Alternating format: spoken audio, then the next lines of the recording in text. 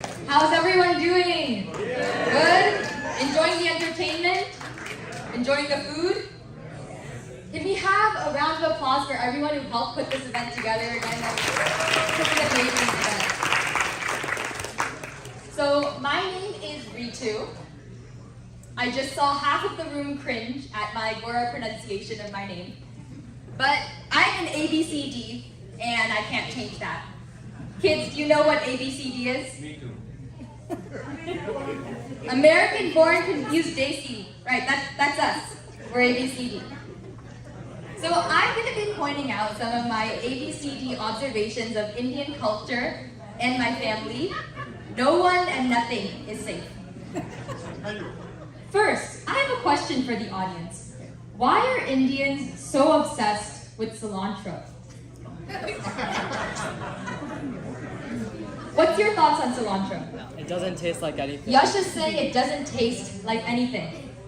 What do you think about cilantro? It's amazing. I can't do anything You without think it's cilantro. amazing? She can't do Absolutely. anything without cilantro. Not even coffee. Very good for health.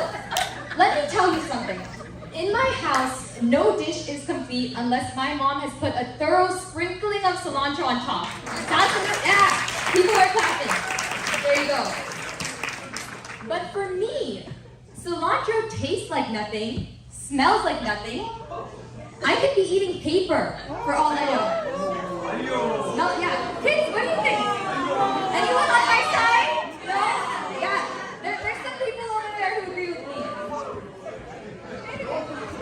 And you know, ever since I started talking about how I don't like cilantro, my mom puts double the cilantro on my food. She goes, "You don't like cilantro? Have thy cilantro with love. You can't smell anything." And I think that the gene for liking cilantro might have just skipped a generation. Yeah? No? No. But you know, talking about generational divides, one thing that all generations can agree on is our love for Costco. Yeah? Everyone, yeah. Every Indian, the thing that makes us most happy is walking around in Costco, am I right? Yeah? My parents the other week, they were spending their Friday night in Costco. They said, let's go on a date night, we don't want to go to a restaurant, let's go to Costco, let's walk around Costco. And when they're there, everyone they're seeing is Desi couple, Desi couple, Desi couple, Desi couple. Costco on a Friday night has more Desi families than Sarvana Bhavan, okay? That's where all the Indians are at, Costco, on a Costco, right? So, I think the top two most iconic things about Costco, number one, the samples. Number two, the great deals. First, the samples.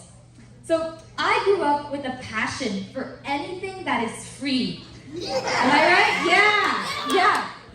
So you know how Costco samples, they range in quality. There's some really good samples like the Popcornopolis stands. Those are amazing when those are there. Sometimes they have ice cream.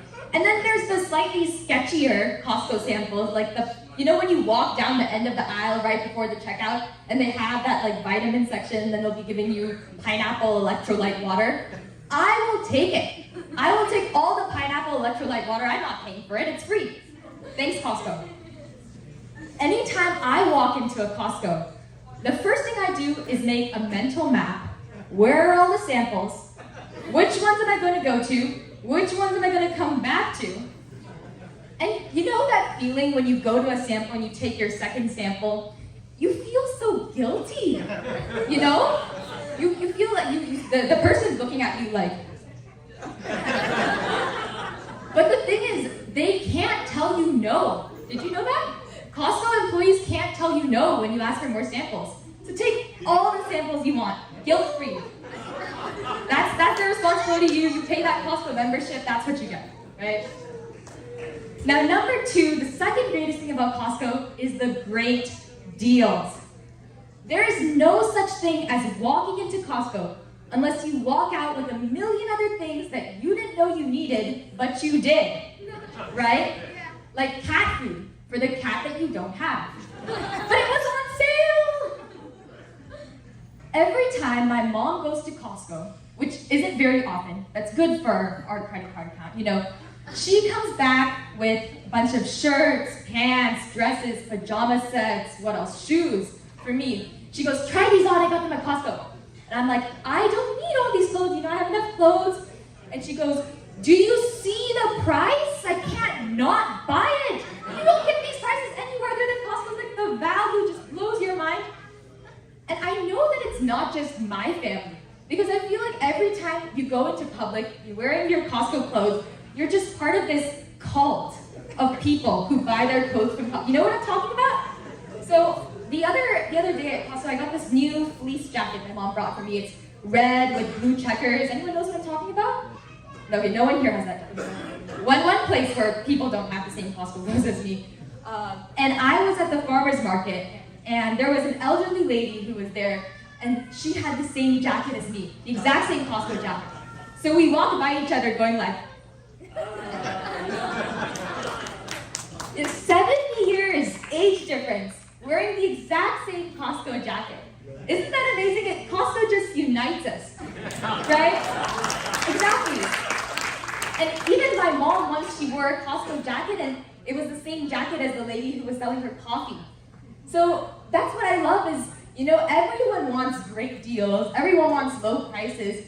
People from all walks of life are getting their clothes at Costco. It unites us, it brings us together. That's just beautiful, isn't it? So speaking of things that are beautiful, have you ever been on a family vacation and you're looking at this magnificent vista point and just admiring nature and you just feel like you're in such awe, right? So for me, whenever we go to these places, I can't appreciate it because the first thing that we have to do is take a picture as a family. Right? Because if you didn't take a picture as a family, it didn't happen. If it's not the album, that never happened.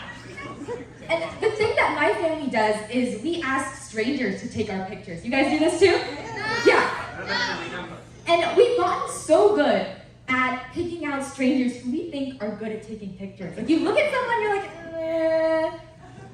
And I don't know very much Hindi, but I do know, kisi ko pakado. All the times I've heard my parents say that to each other, right? It happens all the time. So, you get a spectrum of people who will take your picture. On one end, you ask the person and they're very shy, they're in the spotlight, they're like, oh no, this other person in my family can take a picture. Yeah, I can't do that.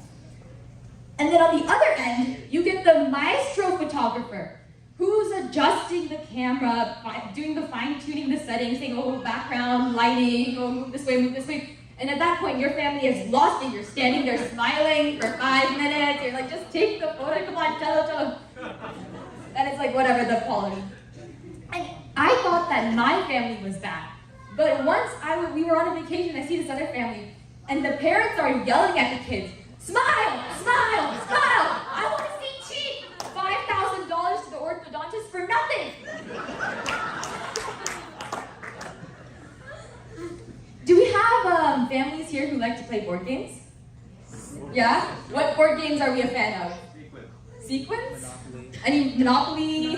Has anyone played Catan? Has anyone played Clue? So it brings the family together, doesn't it? It's amazing. Our family is very, very, how do I say it? Cutthroat. Yes. Yeah. I think I've learned everything I need to know in life from playing board games with my family. Number one, negotiation. Yes. You're playing Monopoly, you're trying to figure out, okay, how do I wrestle this card out of this guy? You're trying to put together some deal, you're convincing, you're on full pitch mode. You're full startup mode, pitching your thing, you're trying to get that deal, right? Other thing is working together. You build these alliances, and then you break the alliances when someone else is in the lead. Board games with the family teaches you that nothing in life is permanent. Everyone's gonna betray you at some point with the family board games.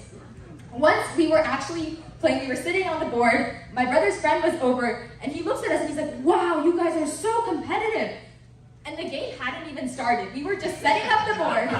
We're setting up the board, and he's already like, oh my gosh, they are insane. Speaking of games, kids, do you ever play games on your computer and then your parents walk in and you switch the screen to make it look like you're doing homework? Yeah. Raise your hand if you've ever done this before. Yeah, this is everyone. You know that your parents know when you're doing this? They're doing it now. Parents, they're just letting you think that you're getting away with it. And then one day, all of a sudden, they're gonna pull this out on you. I know what you've been doing all these years. Parents actually know a lot, kids, you know, you'd be surprised. They know that you don't actually hate your siblings, you just like causing drama. Yeah. Do we have any siblings here, or parents who have multiple kids, or kids with their siblings here? Yeah. You guys get along? No. No? I have a friend who it used to get so violent when her brother would come in her room. Her parents just said, okay, if you step into her room, you have to pay her $5. She stepped into your room, pay $5. And that took away all the drama in the house. But I promise you parents, things get better when the kids get older. Now my brother and I, we don't fight as much. It gets better.